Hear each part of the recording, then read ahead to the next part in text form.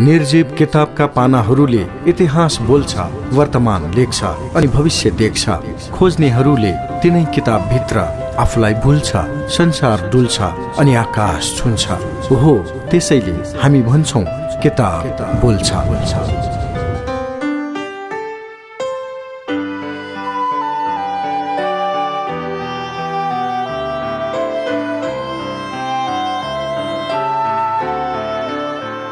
नमस्कार, स्वागत छ कार्यक्रम किताब बोल्छ। कार्यक्रम किताब बोल्छ समाजले निकै रुचाएको, चर्चा परिचर्चा भइरहेको महत्त्वका विषय केन्द्रित पुस्तक वाचनकै माध्यमबाट तपाईलाई सुनाउने कार्यक्रम हो। कार्यक्रम किताब बोल्छ प्रत्येक साँझ 4:45 बजे प्रसारण हुन्छ र यसको पुनः प्रसारण बिहान 12:15 बजे तपाईँ सुन्न सक्नुहुन्छ। कार्यक्रम किताब बोल्छमा हामी वाचन गर्दैछौँ नेपाली क्रान्ति र गणेशमान सिंह। हरिगौतमद्वारा लिखित यो पुस्तक ओरिएन्टल पब्लिकेसन काठमाडौँले प्रकाशित गरेको हो। यस पुस्तकको भूमिकामा उल्लेख भएका केही शब्द जोडौं। इतिहास भनेको कथा वा दन्ते कथा मात्र होइन, यो सदैव एक जीवन्त तत्त्व हो र यसको श्वास प्रश्वास अटुट रूपले राष्ट्र रहन्जेल चलिरहन्छ। इतिहासको श्वास प्रश्वास चलुन्जेल राष्ट्र जीवित रहन्छ। त्यसैले म विश्वस्त छु राष्ट्रलाई सदा जीवन्त राख्ने कार्यमा नयाँ समयले हाम्रा विद्यालयका महाविद्यालयका विद्यार्थीले अनिवार्य पाठ्यक्रमकै स्तरमा राखी यस्ता कृति पढ्नु पढाउनु पर्छ। यति महत्त्वपूर्ण पुस्तक नेपाली क्रान्ति र गणेशमान सिंह, अनि यही पुस्तकबाट अर्को अंश आजको कार्यक्रममा जोड्दैछु। कार्यक्रम किताब बोल्छमा हामी चर्चा गर्दैछौँ क्रान्ति प्रारम्भ भएको सन्दर्भमा। अब थप कुरा जोडौं।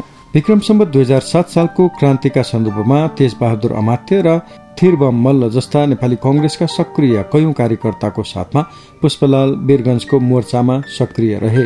यस विषयमा भारतको पटना विश्वविद्यालयका प्राध्यापक राजेन्द्र राम भन्छन्, त्यसबेला पुष्पलाल र हामीले रक्सौलमा सञ्चालन गरेको हजारीमल स्कुलको बेन्चमा धेरै पटक पुष्पलाल सुत्नु भएको र स्कुलको मेसमा खानुभएको थियो। म कोइराला निवासमा थिएँ। निर्मल लामाले दैलेख कब्जा गरे भने पुष्पलालका लामो समयका राजनैतिक सहयात्री हिक्मत सिंह त्यसबेला काठमाडौँको विशेष सम्पर्कमा क्रियाशील थिए। यसले के देखाउँछ भने 2007 सालको क्रान्तिमा कम्युनिस्ट पार्टीको पनि सक्रिय सहभागिता रहेछ। तर कतिपयले भन्छन् कम्युनिस्ट कार्यकर्ताले नेपाली राष्ट्रिय कांग्रेस रेग्मी समूहको झण्डा लिएर हिँडेका थिए, तर क्रान्तिपछि दिल्ली सम्झौताको विरोध गरे पनि प्रजातन्त्रप्रति उनीहरूमा कति निष्ठा थियो र निरङ्कुश शासनका विरुद्ध कति लडेका थिए भन्ने बुझ्न सकिन्छ। 2007 साल फागुन 2 गते जब गणेशमान सिंह जेलबाट छुटेपछि काठमाडौँवासीले गरेको अभूतपूर्व सम्मानले उनको त्यागको पुष्टि गर्दछ। काठमाडौँमा त्यत्रो राजनैतिक जुलुस निस्केको त्यो पहिलो नै थियो होला। पछि मानिस कुरा गर्थे, त्यो जुलुससँग तुलना गर्न सकिने अर्को भिड नेहरूजीको स्वागतमा मात्र थियो। नेहरूजी र गणेशमानजीको स्वागतमा जम्मा भएको भिड संख्याको हिसाबले 19-20 जस्तै थियो। नेहरूजीको स्वागतमा 19 भए, गणेशमानको सम्मानमा 20। नेहरूजीकोमा 20 भए, गणेशमानकोमा 19 थियो। जुलुसमा जनताको सानो भिड थिएन। मानिस नारा लगाउँदै हिँड्थे, वीर गणेशमान जिन्दाबाद भन्ने आवाजले शहरका कुना काप्चा गुन्जायमान भए। तिनै आवाजका रन्काले गणेशमानका पीडा स्वत हराएर गए। अनि उनी भन्छन्, यस्तो कर्णप्रिय आनन्ददायी आवाजले मेरा सारा दुःखमा मलम लागे जस्तो भयो। साँच्चै नढाँटी भनौँ भने त्योभन्दा मिठो र राम्रो कर्णप्रिय नारा मैले अघि कहिल्यै सुनेको थिइनँ। बडाकाजी रत्नमानको कुलीन परिवारभित्रैबाट विद्रोह गरी गणेशमान सिंह सर्वसाधारण सरह राणा विरोधी राजनीतिमा लागेका हुन्। उनले राणाशाहीबाट पीडित नेपालीको मनोदशालाई प्रतिनिधित्व गरेका थिए। प्रजा परिषदमा रहँदादेखि नै क्रान्तिकारी भावनाले उनी नेपाली जनमानसमा विशेषतः काठमाडौँ उपत्यकामा परिचित थिए। जहाँ जुन जातिको बाहुल्यता छ त्यहाँ उसले आफ्नो वर्ग समुदायको नेता खोजेको हुन्छ। काठमाडौँ उपत्यकामा नेवार जातिको बाहुल्यता थियो। सर्वसाधारण जनताको मुक्तिका लागि राजनीतिमा लागेको साहसी नेवार परिवारको व्यक्ति भएको हुनाले उनी प्रतिको विश्वास बढ्दै जानु र खुसी हुनु स्वाभाविक कुरा हो। खास गरी क्रान्तिकारी छवि भएका र नेपाली कांग्रेसका उच्च प्रभाव भएका व्यक्ति काठमाडौँका जनताले अर्को भेटेका थिएनन्। तसर्थ उनको र काठमाडौँवासी बीचको सम्बन्ध प्रगाढ हुँदै गयो। हुन त प्रारम्भमा नेवार समुदायकै बुद्धिजीवी र धनाढ्यहरूले गणेशमान सिंहलाई मूर्ख मान्छे ठानी विश्वास नगरेका कुरा रामहरि शर्मा भन्छन्। तर पछि गएर नेपाली कांग्रेसको गतिविधिमा देखिएको उनको संलग्नता र त्यागका कारण उनीप्रतिको धारणामा ठूलो परिवर्तन आई काठमाडौँवासीका विश्वासी र प्रिय नेता बन्न सके।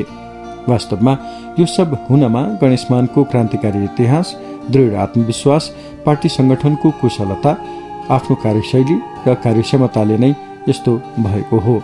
त्यसैले उनको प्रसिद्धि बढेर गयो। साथै उनको त्यागलाई देखेर काठमाडौँवासी राणा विरोधी आन्दोलनमा लागेका हुन्। आज हामी जसरी हुन्छ निरङ्कुश शासनलाई नष्ट गर्नुपर्छ भन्छौं, त्यसको लागि हामी एकजुट हुनु र अनुशासनमा रहनु मुख्य कुरा हो। आजको विषम परिस्थितिमा जसले तुच्छ कार्यबाट प्रेरित भएर वा अरू कुनै कारणले हाम्रो एकतामा बाधा पुर्याई जनशक्ति घटाई राणा शासकले इच्छा गरे बमोजिम चाल चल्न दिन्छ, त्यो जोसुकै भए पनि देशद्रोही र गद्दार हो। तसर्थ प्रत्येक नेपालीले सारा संकुचित र तुच्छ विचारलाई छाडी नेपाली कांग्रेस रूपी पार्टीमा आबद्ध भई निरङ्कुश शासनलाई निर्मूल गर्न लाग्नुपर्छ। यसरी नेपालको जनक्रान्ति विक्रम सम्वत 2007 सालमा बीपी कोइराला, मातृका प्रसाद र सुवर्ण शमशेर नीतिगत रूपमा अघि देखिए पनि गणेशमान सिंहको संघर्षशील व्यक्तित्व र त्यागको भूमिका अझ बढी भएको देखिन्छ। क्रान्तिका विभिन्न पाटा हेर्दा सांगठनिक कमान्डर मातृका प्रसाद, अर्थव्यवस्थापनमा सुवर्ण शमशेर र पार्टीको विचार र राजनैतिक योजनाकारमा असली नेताका रूपमा बीपी कोइराला र गणेशमान सिंह रहेको कुरा सशस्त्र मोर्चामा खटेका भीमराज नौलखा बताउँछन्। गणेशमान सिंहले प्रत्यक्ष क्रान्तिमा भाग लिन त पाएनन्, त्यसले उनलाई पछुतो भयो। संघर्षशील योद्धाले जेलभित्रैबाट दिएको ढाडस पाएर युवाहरूले जुलुस निकाल्ने, जेल तोड्ने र गणेशमानको साहस र देशभक्तिपूर्ण भावनाबाट प्रेरित भएका जनता राणा शासनको जस्तो सुकै दमन चक्रको प्रवाह नगरी आन्दोलनमा जुटिरहे। यसरी एक किसिमले प्रजातन्त्रको स्थापना हुने निश्चित भएपछि आन्दोलन अघोषित रूपमा स्थगित भयो। विक्रम सम्वत 2007 साल फागुन 4 गते राजा त्रिभुवन र राजपरिवारका सबै सदस्य काठमाडौँ आए। साथै नेपाली कांग्रेसका नेता पनि फागुन 4 गतेकै दिन पटनाबाट 2:30 बजेको विमानमा आउने तय भयो। यसमा बीपी कोइराला, सुवर्ण शमशेर, मातृका प्रसाद लगायत मुक्ति सेनाका कमान्डरहरू जीवी याक्थुम्बा, पूर्णसिंह खवासका साथै जनताको विशाल उपस्थिति थियो। बाटाघाटामा जनता फूलमाला लिएर लाम लागेका थिए। त्यसबेला जनताले लगाउने नारामा भन्दै थिए, वीर विश्वेश्वर जिन्दाबाद, नेपाली कांग्रेस जिन्दाबाद। यिनै नाराले आकाश गुन्जायमान थियो। त्यसै बेला बीपी कोइराला अघि सरेर वीर गणेशमान सिंह भनेर नारा लगाउन थालेपछि त्यहाँको माहौल झन उमङ्गले भरियो। सारा मानिस वीर गणेशमान जिन्दाबाद भनेर साँझसम्म शहरका कुना कुनामा नारा लगाइरहेका थिए। यसरी काठमाडौँका कुना कुना क्रान्तिमय भए। चारैतिर क्रान्ति गीत गुन्जायमान भयो। क्रान्ति जिन्दाबाद, इन्कलाब जिन्दाबाद। अध्याय 4, त्रिपक्षीय सरकार र गणेशमान सिंह। अन्ततोगत्वा नेपाली जनताले राणालाई झुकाएर 100 वर्ष अघि लगेको अधिकार फिर्ता गराएर देशमा प्रजातान्त्रिक वातावरण बन्न गयो। राजा त्रिभुवनले विक्रम सम्वत 2007 फागुन 7 मा प्रजातन्त्रका नाममा यस्तो घोषणा गरे, आगे हाम्रो मुलुकलाई भाइ भारदार, सन्त महन्त, रैती दुनियाँ, साहु महाजन गैर के यथोचित। उपरान्त सम्वत 1903 मा त्यस समयमा यो राज्यको गद्दीमा राज भएका हाम्रा जिजु बराजु श्री 5 महाराजाधिराज सुरेन्द्र वीर विक्रम शाहदेवले धेरै गम्भीर र महत्त्वपूर्ण कारणले आफ्ना उत्तराधिकारीका तर्फबाट यो मुलुकको शासनभार श्री 3 महाराज जङ्गबहादुर राणालाई सुम्पी बक्सेको हुनाले उपर्युक्त श्री 3 महाराज जङ्गबहादुर राणाका उत्तराधिकारीले हाम्रो पूर्वजका तर्फबाट मौसुफहरूका प्राइम मिनिस्टरका हैसियतमा यो राज्यको शासन चलाइआएकाले और वर्तमान समयमा श्री 3 महाराज मोहन शमशेर जङ्गबहादुर राणाले हाम्रो तर्फबाट और हाम्रा नाममा यो राज्यको शासन चलाइआएको हो।